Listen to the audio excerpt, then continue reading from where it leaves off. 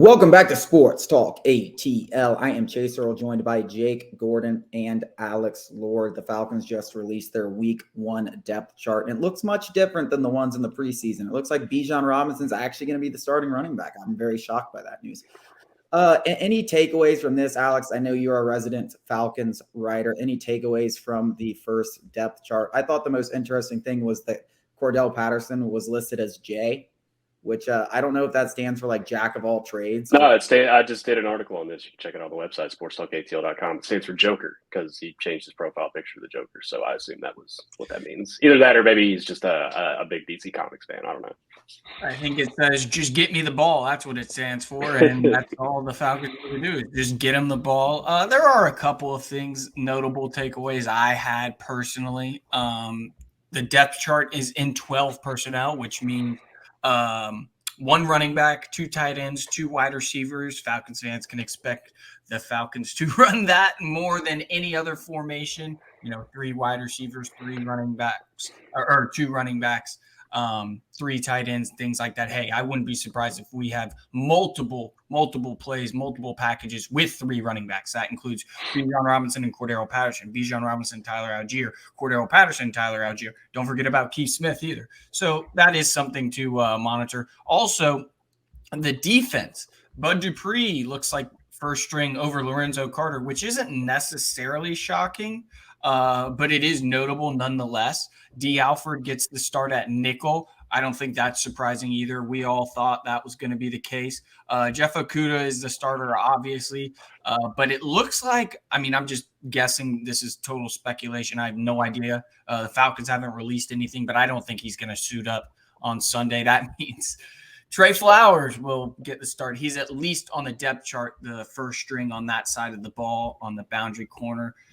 That's not great. Trey Flowers is a serviceable veteran. You don't want him starting too many games. It's just one of those things. You can never have too many good cornerbacks. It's one of those positions that injuries always come and arise. In today's NFL, you need 3 starters, 3 starting cornerbacks, and probably 4 starting caliber cornerbacks. Clark Phillips is that first guy off the bench for the nickel packages. D. Alford also gets the go at punt return. He returned that, I think, week 2 of the preseason. He had that touchdown return for I think it was week 1. Week 1, whatever it was. So that's exciting to see him get some burn back there.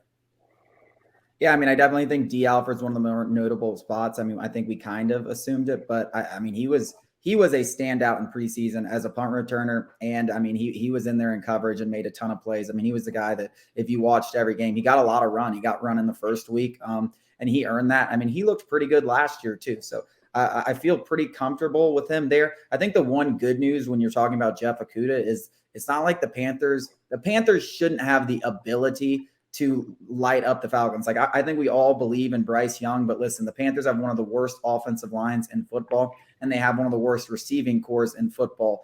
This might be a battle of 2 of the 2 worst receiving cores in all of football. But yeah, so I don't think the Panthers should have. If the Panthers go out there and light us up through the air, that's a problem. That's a problem. I don't care if Jeff Okudah is injured or not. They should not be able to do that. The Falcons should be able to get pressure on Bryce Young. They should be able to make him uncomfortable. They've been preparing for this all off season. And then again, as I said, the wide receivers leave a lot to be desired. The weapons in general for the Panthers leave a lot to be desired. So this is a game that the Falcons should 100% win. They should 100% win. That's what me and Alex talked about too. And you talk about getting carved up through the air. I think the most disappointing thing would be the fact that their offensive line is pretty bad.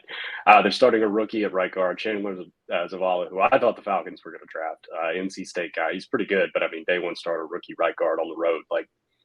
Come on, their offensive line was already nothing to write home about. We saw the Jets, which granted the Jets are one of the best defensive lines in the league, 2 or 3 deep. The Jets absolutely ate them alive. They got to Bryce Young early and often in that preseason game, but this is still a bad group. The Falcons should be teeing off on these guys, especially, you're boasting this new and improved pass rush. You should be making Bryce Young's life hell for, at least 3 hours. Yeah, and the depth chart shows that. Last year, we were talking about, wow, Grady Jarrett's resurgence. What's going on? And we're like, oh, wow, it's Taquan Graham. Taquan Graham's doing a lot of good things on early downs, taking up some double teams for Grady Jarrett on third downs. Guys, Taquan Graham isn't even starting this year. He is on second string with Albert Huggins and Zach Harrison. So, like, that just goes to show. And that's not to say anything about Taquan Graham. I think he's a really good player. He's going to be he was a 5th-round pick, and he's already established himself as a solid rotation piece for the Falcons. I'm just saying, I'm trying to illustrate how much better that area of the team got better this year. David Onyemata, Calais Campbell. You're talking about 2 guys who, I'll go this far, Grady Jarrett has never played with the guys of this caliber. And you're going to go against a rookie right guard, as Jake pointed out, Grady Jarrett, David Onyemata, and Calais Campbell. It should be a rough afternoon. I was talking to Chase earlier. This isn't gambling advice. It's not that part of the show. Falcons should win by 2 scores. They should cover easily. This should not be close. The only thing, like, the Panthers' strong suit is defensively, particularly that defensive front. Brian Burns might not play, but the Falcons' offensive line is also a strength. So it's going to be strength on strength, whereas, like, the Falcons' defensive line is also a strength. Panthers' weakness is their offensive. We should dominate them. We should win by 2 scores. This should not be a close game whatsoever. Well, there is an issue that I am seeing. So the Falcons are notorious for trailblazing and setting all kinds of new embarrassing records. So first overall picks at quarterback are 0-13-1 in their first career start over the last 20 years. The last one to win was David Carr in 2002. I just feel like we're the perfect team to buck that trend. The first overall pick, if it's a quarterback, is 0-13-1 in their first game in the past 20 years. Correct. Yeah, that's a little sketchy, but I am not phased. I said it yesterday. I was like, I would be happier if they were like 8-6. Yeah, I get the skepticism, but this is a different Falcons team, boys. This is a different Falcons team. This isn't your mother's. This isn't your grandfather's Falcons team. We're better. We should beat them by 2 scores. Whether that happens, comes to fruition, I don't know. I'll be in the building, and I'll be the first one to tell you. We'll all be in the building, yeah. And I'm full on expecting us to hop on the lead, the defensive line to look great, us to be talking all this crap at halftime on Twitter and whatnot. It'll be like 17-3. We'll have like 4 sacks. We'll be like, oh, this defensive line.